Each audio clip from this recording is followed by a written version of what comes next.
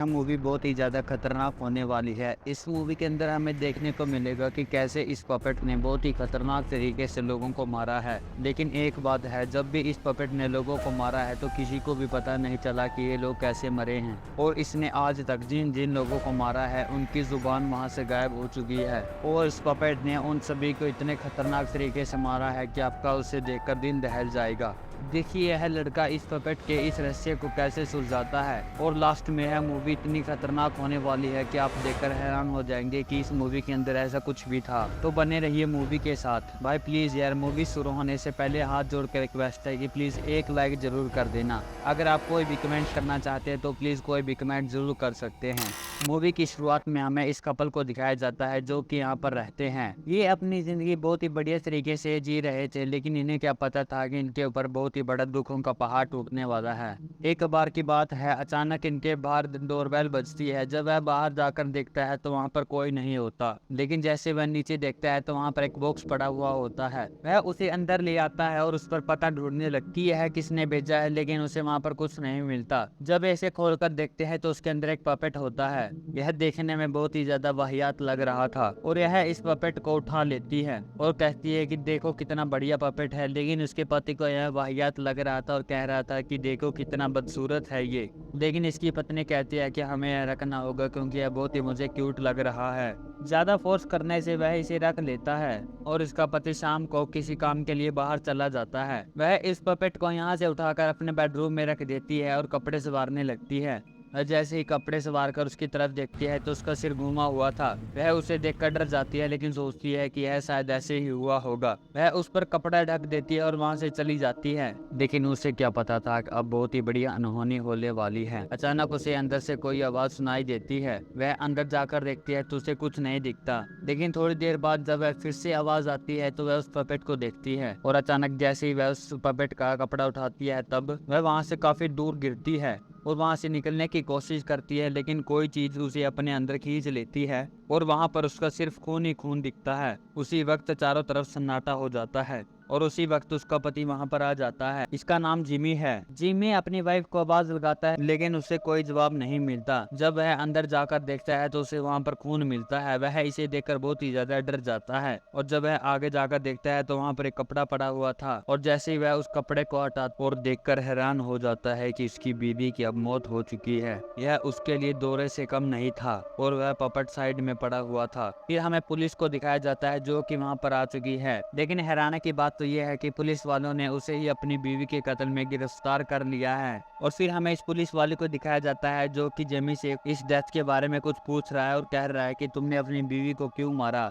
लेकिन जिमी कहता है कि मैंने ऐसा कुछ नहीं किया और जिस दिन मेरी बीवी की डेथ हुई थी मैंने आपको बताया तो उस दिन हमारे घर पर एक बॉक्स आया हुआ था। लेकिन इंस्पेक्टर उसे कहता है कि वह बॉक्स इसकी डेथ से कोई मायने नहीं रखता है, मुझे सिर्फ तुम पर शक है। अभी तो मैं तुम्हें छोड़ रहा हूँ, लेकिन हर वक्त मेरा ध्यान तुम्हारी तरफ ही रहेगा। जेमी उसकी इस बात से गुस्सा हो जाता है और वहाँ से चला जाता है और अब वह फिर से जाकर उस बॉक्स की छानबीन करता है। वहाँ पर मैरी शो का नाम लिखा हुआ था और एक जगह का नाम भी था। वह बिना टाइम वेस्ट किए वहाँ पर चला जाता है। हैरानी की बात तो ये थी कि उस जगह पर उसके डैड का घर भी था। वह अपने डैड से अलग होकर वहां पर रहा करता था। वह यहाँ की डोरबेल बजाता है तो अचानक वहां पर एक वह झट से जिमी को पहचान लेती है और कहती है कि तुम जिमी ही हो ना। और वह उस लेडी से पूछता है कि तुम कौन हो। वह उससे कहती है कि मैं तुम्हारी मोम हूँ जिसने अभी अभी तुम्हारे डैड के साथ शादी की है। वह इस बात से बहुत ही ज्यादा गुस्सा हो जाता है और अंदर चला जाता है। वह इस बारे में अपने डैड से कोई बात वह सीधा जाकर पूछता है कि मैरी शाह कौन है। लेकिन उसके डैड मैरी शाह के बारे में उसे कुछ नहीं बताते और कहते हैं कि मुझे मैरी शाह के बारे में कुछ नहीं पता। ये सुनते ही वह वहां से चला जाता है और जाता जाता कहते हैं कि मेरी बीवी की डेथ हो चुकी है।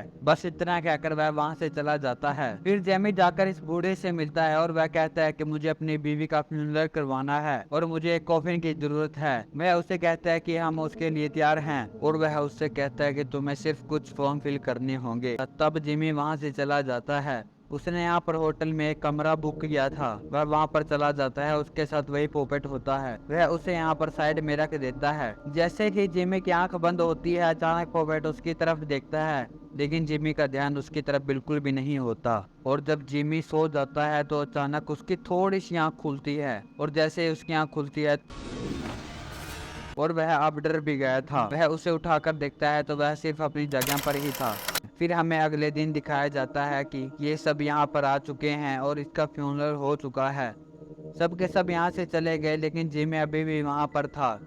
वह यहाँ पर साइड में एक औरत को देखता है और वह उसको बुलाने लगता है, लेकिन वह उसकी तरफ नहीं आती। तब वह पीछे पीछे उसकी तरफ जाने लगता है और काफ़ी दूर जाकर उसे वहाँ पर एक कब्र दिखती है जहाँ पर मैरी शो का नाम लिखा हुआ था।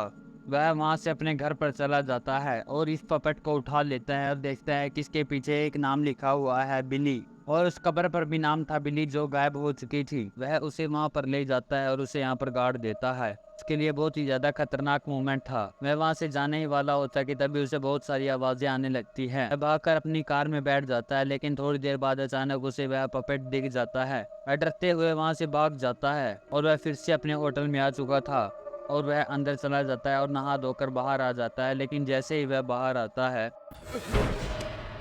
वह पहले तो डर चुका था, लेकिन इंस्पेक्टर उसे कहता है कि तुम इस पपेट को वहां पर गाड़ कर क्यों आए थे? मैंने तुम्हें कहा था कि मेरी नजरें सिर्फ तुम्हारे ऊपर हैं और तुम सबूत को मिटाना चाहते थे। लेकिन जिमी इस पर कहता है कि मैं ऐसा कुछ भी नहीं कर रहा था, यह जहां पर था मैं सिर्फ इसे वहीं पर रखने गया था। अगले दिन उसे कॉफिन वाले का फोन आता है और कहता है कि मुझे तुम्हें कुछ बताना है। वह छिप छिपाकर वहां से निकल जाता है और वहां पर पहुंच जाता है। आदमी इसे कहता है कि जो तुम्हारे पास पपेट है वो मैंने देखा है, और जिस तरीके से तुम्हारी बीवी की डेथ हुई है ये देखो, सभी फोटोज, सभी के सभी लोगों की जुबान निकाल ली गई है। वह कहता है कि मैं तब बच्चा था और मैरी शाह एक बहुत ही बड़ी नाटककार थी और उसे गुड़िया बनाने का बहुत ही ज्यादा शौक था और उसने उसी पपेट को बनाया था जो अब तुम्हारे पास है। एक दिन वह शो कर रही थी, लेकिन तभी अचानक उसके शो में कोई बीच में बोल पड़ता है कि यह सब बेकार है, यह बुढ़िया बहुत ही वाहियात है, इसे कुछ भी नहीं करना आता। यह सुनकर मेलिसा बहुत ही ज्यादा गुस्से में आ चुकी थी, लेकिन हमारे सामने अब वह कर भी क्या सकती थी। लेकिन एक बात थी, काफी टाइम बाद हमें पता चला कि जिस लड़के ने शो को खराब किया था वह लड़का अब गायब हो चुका था और बहुत ढूंढने के बाद भी वह लड़का नहीं मिला। उनके परिवार वालों को मैरी शाह पर शक हुआ था। वह सब के सब वहां पर चले गए और उन सभी ने मैरी शाह को बहुत ही खतरनाक तरीके से मार डाला था। मेरे डैड भी कॉफिन का काम किया करते थे और मैरी शाह की डेड बॉडी भी हमारे यहाँ पर आई थी। मैं उस कमरे में चला गया जहाँ पर मैरी शाह की डेड बॉडी पड़ी हुई थी। मैं उसे देख ही रहा था कि अचानक वह मेरे ऊपर गिर गई। वह देखने में बहुत ही ज्यादा खतरनाक लग रही थी और देखते ही देखते अचानक वह जिंदा हो जाती है और मेरी तब बढ़ने लगती है। मैं बहुत ही चिल्लाया, तब मेरे डैड वहाँ पर आ जाते हैं और तब मैं देखता हूँ कि मेरी सास सिर्फ मर चुकी है। यह सिर्फ मेरा एक वहम था। जेमी उस पपेट को छोड़कर वहां से चला गया था, लेकिन यह अब उस बूढ़े के लिए खतरा बन चुका था। उसे अपनी बीवी की आवाजें सुनाई देने लगती है। जब वह नीचे झुककर देखता है तो उसे अंदर से बहुत ही ज्यादा आवाजें आने लगती हैं। वह अंदर चला जाता है और तब हम देख पाते हैं कि पीछे से पपेट ने रिएक्शन कर दिया है और अचानक इस बूढ़े को एक हाथ दिखाई देता है। उसे पता चल गया था कि मैरी शो यहाँ पर आ चुकी है। वह वहां से भागने की कोशिश करता है और उसे पता था कि अगर वह चिल्लाया तो मैरी शाह उसकी भी जुबान खींच लेगी। वह वहां से बाहर निकलने वाला ही होता है कि तभी मैरी शाह वहां पर आ जाती है और जैसे ही वह चिल्लाया मैरी शाह उसे पकड़ ले और उसकी जुबान उखाड़ देती है। और तब हम पीछे से देख पाते हैं कि वह इसे अपनी जुबान में जोड़ रही है और उसी वक्त इस बूढ़े की डेथ हो जाती है। इस बूढ़े ने जिमी को बता दिया था कि मैरी शाह कहाँ पर रहती थी। वह वहां पर चला जाता है, लेकिन पीछे पीछे इंस्पेक्टर भी उसके साथ वहां पर आ चुका था। वह उसे रोकने की कोशिश करता है कि तुम रुक जाओ वरना मैं तुम्हें शूट कर दूंगा, लेकिन जेमी उसकी कोई बात नहीं सुनता और वहां पर चला जाता है। वे दोनों के दो अब अंदर चले गए थे। यह इंस्पेक्टर उसे रोकने की कोशिश करता है, लेकिन तभी इन दोनों को अंदर से कुछ आवाज आती है और जब वे अंदर जाते हैं तो उन्हें वहां पर कोई नहीं मिलता। लेकिन तभी जेमी कहता है कि हमें यहाँ पर कुछ न कुछ तो मिलेगा। वह वहां पर ढूंढने लगते हैं, तभी जेमी को एक खुफिया दरवाजा मिल जाता है। वह वहां पर अंदर चला जाता है और उसे कहता है कि चिल्लाना मत, और तब उसे अंदर जो मिलता है वह देखकर हैरान हो जाता है, क्योंकि वहां पर बहुत सारी गुड़िया थी और ये सभी के सभी वे पपेट थे जो मैरी शाह ने बनाए हुए थे। लेकिन वहां से एक पपेट गायब था जो कि बिली था। वह इधर उधर कुछ ढूंढने लगते हैं कि शायद उन्हें मदद के लिए कुछ चीज मिल जाए, लेकिन वह जब साइड में देखते हैं तो अचानक वहां पर उन्हें एक डेड बॉडी दिखती है। तब उसे पता चल जाता है कि जो लड़का उस टाइम गायब हुआ था यह वही लड़का है और मैरी शाह ने ही इसे किडनैप किया था। लेकिन तभी इंस्पेक्टर पीछे देखता है कि ये सभी के सभी पपेट अपनी जगह से हिल रहे हैं और एक साइड में देख रहे हैं और तभी उन्हें साइड से कुछ आवाज आती है। यह मैरी शो की आवाज थी। वह उन्हें कहती है कि अच्छा हुआ तुम यहाँ पर आ गए। तब जिमी उससे पूछता है कि बताओ तुम यह सब क्यों कर रही हो। यह सुनते ही मैरी शाह उसे कहती है कि मेरे पास आओ, मैं तुम्हें सब क्लियरिटी से बताती हूँ। जिमी कहता है कि मुझे यहीं से बताओ, लेकिन वह कहती है कि तुम्हें मेरे पास आना ही होगा। धीरे धीरे उसके पास चला जाता है। वह उसके कान में कुछ बोलने ही वाली होती है कि तभी उसके अंदर से एक जुबान बाहर निकलती है।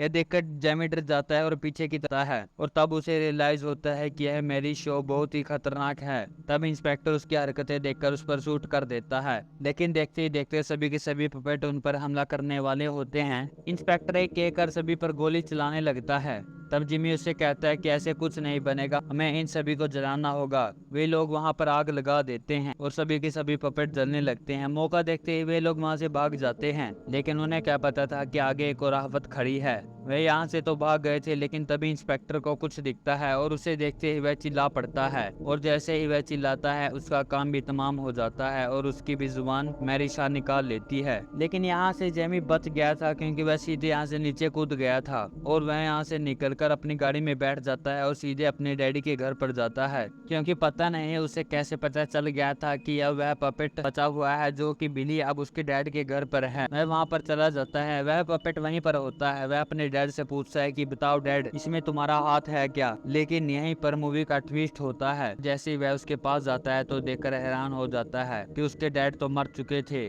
और उनके सिर में एक डंडा गाड़ा हुआ था जिसे कि उसकी बीवी ऑपरेट किया करती थी, और समझ जाता है कि ये सब क्या हुआ। अब वह ना तो रो सकता था और ना ही चिल्ला सकता था। अब उसे बहुत ही ज्यादा गुस्सा आ रहा था। लेकिन तभी यह लेडी वहां पर आ जाती है और कहती है कि बताओ मजा आया। जिमी उसे देख लेता है और तब यह लेडी उसे अपना असली रूप दिखाती है, और उसे देखते ही जेमी चिल्ला पड़ता है। और तब हम देख पाते हैं कि वह उसकी जुबान में घुस गई है और उसने उसे भी मार दिया है। और यह मूवी यहीं पर ख़त्म होती है। भाई प्लीज़ जाते जाते चैनल को सब्सक्राइब करते हुए ज़रूर जाना।